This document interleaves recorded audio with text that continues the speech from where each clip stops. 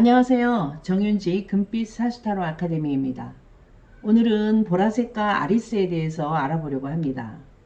보라색은 가시광선의 스펙트럼 끝자락에 위치하여 현세와 내세, 물질과 정신, 육체와 영혼을 잇는 가장 신비로운 색입니다. 보라색의 종류가 다양하지만 그 중에서 세 가지 색으로 기준을 하고 연보라, 보라, 진보라의 세 단계에 대해서 살펴보겠습니다. 단순히 색의 진함이 아니라 영적 성장의 단계이자 치유의 깊이를 의미합니다. 김호중님의 보라색과 아리스에 대해서 명리학 에너지와 심리학 그리고 사람의 운명과 연결하여서 풀이를 한번 해보겠습니다. 먼저 연보라에 대해서 살펴보면 연보라는 이렇게 라벤더나 라일락 이런 종류가 있는데요. 치유의 시작과 순수한 영성 에너지를 가지고 있다고 합니다. 그래서 연보라는 보라색에 흰색이 많이 섞여서 파스텔 톤의 보라를 통칭을 하는데요. 이는 정확한 슬픔 혹은 희망이 섞인 아픔을 상징을 하기도 합니다. 이 특징은 채도가 낮고 명도가 높아서 눈이 편안하고 부드럽고 섬세한 느낌을 줍니다. 그래서 긴장을 완화하고 신경계를 진정시키는 힘이 있습니다. 상처 입은 영혼이 처음으로 마음의 문을 열 때 나타나는 그러한 빛깔들이기도 합니다. 그래서 사람과 연관될 때 그 성향이 감수성이 풍부하고 타인에 대한 배려가 깊고 예술적 영감이 막 피어나는 그런 시작의 단계에 보라다, 연보라다 이렇게 되어 있습니다. 그래서 이 라벤더는 약간 푸른빛이 돌아서 시원하고 깨끗한 인상을 주고 이 라일락은 붉은 빛이 살짝 가미되어서 좀 더 따뜻하고 화사한 느낌을 줍니다. 그래서 심리적 효과는 치유, 평온, 신비로움, 소녀적인 감성을 자극을 합니다. 주로 봄철 의류나 침구류, 웨딩 디자인에 많이 사용이 되기도 합니다. 이 연보라의 운명적 현상은 이슬을 머금은 형상과 같은데요. 주변의 보호 본능을 일으키고 귀인의 도움을 받아 고난을 극복하기 시작할 때 이 에너지가 나옵니다. 그래서 김호중 씨가 팬들에게 가끔씩 진심 어린 자필 편지를 쓰는데요. 바로 그것이 연보라의 에너지색입니다. 날카로운 칼날에 베인 팬들의 마음을 부드럽게 어루만지는 초기의 치유 단계입니다. 상처 입은 아리스의 마음을 치유하는 부드러운 빛이기도 합니다. 두 번째로 보라는 변혁과 통합, 마에스트로의 에너지를 가지고 있는데요. 가장 균형적인 보라색으로서 빨강과 파랑의 1대1로 완벽하게 결합된 상태입니다. 의미와 특징으로는 중용과 고귀함을 상징을 하고 왕실의 색이자 종교적 지도자의 색으로 쓰이고 있는 그 이유가 여기에 있습니다. 대립하는 두 에너지를 하나로 묶는 강력한 카리스마가 있고 그리고 사람과 연관이 될 때 그 성향이 뛰어난 직관력이 생기고 현실과 이상을 조화시키는 그 능력이 아주 탁월합니다. 그래서 사람의 영혼을 흔드는 강력한 흡입력을 가지는데요. 임페리어 퍼플은 역사적으로 가장 귀하게 대접받았던 황제의 보라색입니다.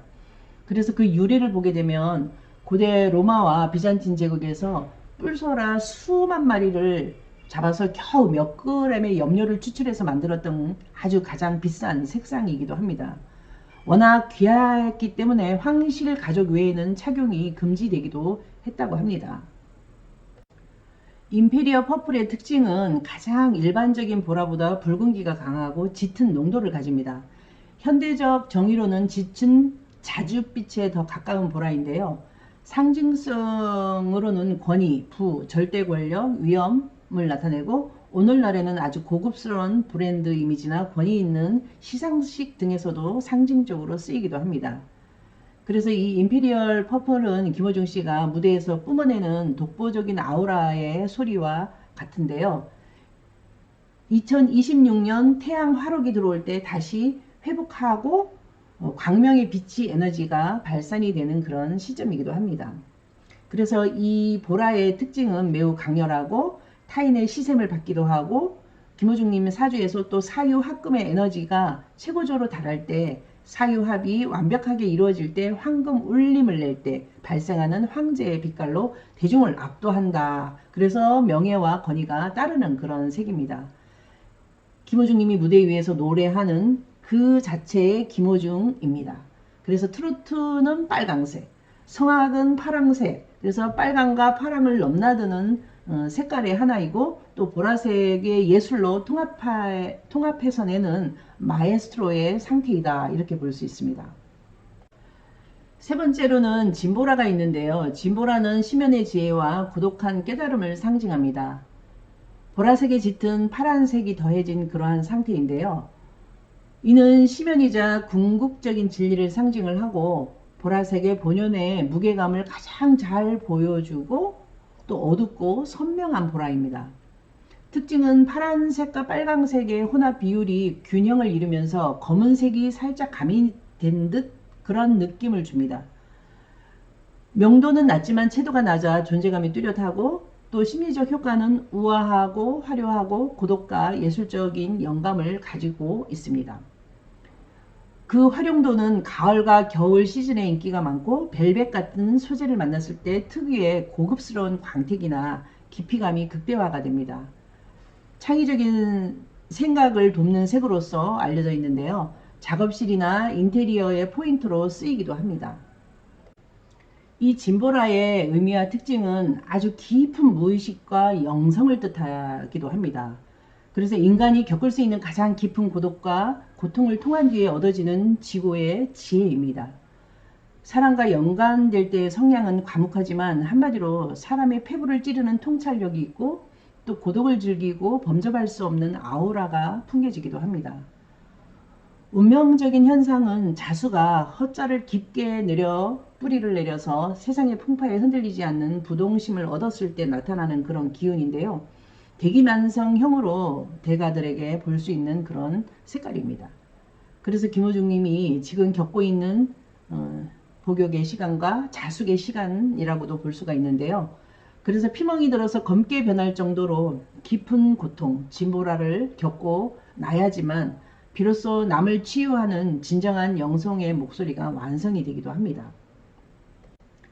그래서 이 진보라는 현재 김호중 씨가 겪고 있는 침잠과 자식의 시간이고 또 임페리얼 퍼플이 빛을 잃지 않기 위해서 어두운 심연에서 자신을 가다듬는 과정입니다. 이 진보라의 고독을 견뎌내야만 임페리얼 퍼플은 다시 영롱하게 빛을 낼 수 있습니다. 그래서 1단계 연보라는 회복의 상처가 아물며 귀인을 만나고 소통이 시작이 되고 2단계는 전성기로서 자신의 능력과 재능이 정점에 달해서 명예와 부를 얻고 3단계로는 성찰기로서 고독에서 진리를 깨닫고 영적인 거장이 됩니다. 그래서 김호중 씨는 화려한 보라 2단계의 전성기에서 갑작스럽게 진보라의 3단계 어둠 속으로 던져졌고 또 이 진보라가 그 시기를 다 거치게 되면 심연의 공부로 받아들여서 다시 세상으로 나올 때 단순한 가수가 아닌 사람의 영혼을 구제하는 보랏빛의 인도자가 될 것입니다. 연보라로 달래고 보라로 노래하고 진보라로 깊어지는 것입니다. 그래서 김호중 씨가 걸어야 할 보라색의 로드맵이기도 합니다. 지금 김호중 씨에게 가장 필요한 색은 진보라의 바다에서 연보라의 빛을 찾아가는 과정이 아닐까 그런 생각이 듭니다. 그러면 보라색과 아리스의 결합은 어떤 것인지 한번 볼 텐데요. 펜던 이름이 아리스입니다. 공식 색상이 임페리얼 퍼플입니다. 그래서 김호중 씨에게 그 현상이 일어났는데 그 펜들은 황제의 보라색을 지키는 근이 되어 갔고 김호중 씨가 위기에 처했을 때 그들의 보라색의 물결로 화답하는 것은 사조상 부족한 수의 기운을 도와주어서 팬들이 대신 채워주고 있는 그런 현상입니다. 보라색이 피멍이자 깨달음이라면 아리스는 김호중 씨의 고통을 함께 나누고 그의 깨달음을 지적으로 지지하는 영적 동반자들입니다. 김호중 씨의 공식 색상이 임페리얼 퍼플인 것은 우연이 아닐 것입니다. 빨강과 파랑, 상관의 재능과 칠살의 고통, 성악과 트로트 이러한 모든 것이 두 가지가 섞여서 사주에서 사신형을 만들고 또 또 가장 고귀한 황제의 색 임페리얼 퍼플이 승하가 되었고, 그 빛으로 인해서 팬들의 사랑인 아리스를 통해서 세상의 어둠을 김호중 씨는 치유를 받고 있습니다. 임페리얼 퍼플은 고난 없이는 얻을 수 없는 색이고, 2026년 5월달이나 6월달에 나올 때, 김호중 님이 다시 세상에 나올 때 아리스의 임페리얼 퍼플의 물결은 단순한 팬덤의 상징을 넘어서 한 인간의 부활과 영적인 완성을 선포하는 거룩한 빛이 될 것입니다.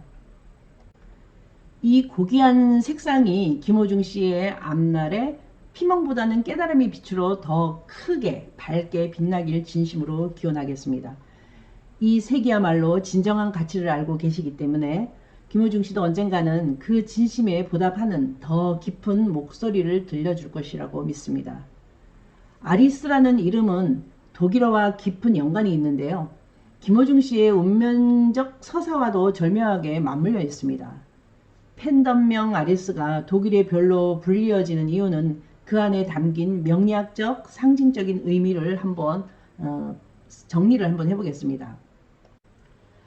아리스의 어원은 별과 꽃의 만남입니다. 아리스는 아리와 리스의 합성어이고, 아리는 독일어로 별을 뜻하고 고어로는 애칭으로 연결이 됩니다. 리스는 독일어의 릴리, 백합을 뜻하는데요. 릴리에 혹은 그 계열의 전미사로 보기도 합니다. 통합적 의미로는 별처럼 빛나는 백합 혹은 하늘의 별과 땅의 꽃이 만난 고귀한 존재를 뜻하기도 합니다. 아리스가 독일의 별인데 김호중 님이 왜 하필이면 독일에 갔었을까요? 김호중 씨는 인생에서 독일을 빼놓을 수 없는 약속의 땅이고, 과거의 인연을 보게 되면 고등학교 시절 고딩 파바로티로 이름을 날린 후에 실제로 독일 음악학교로 유학을 떠났던 경험이 있습니다. 그에게 독일은 방황하던 청소년기를 지나 예술가로서의 정체성을 찾아주는 정신적 고향이기도 합니다.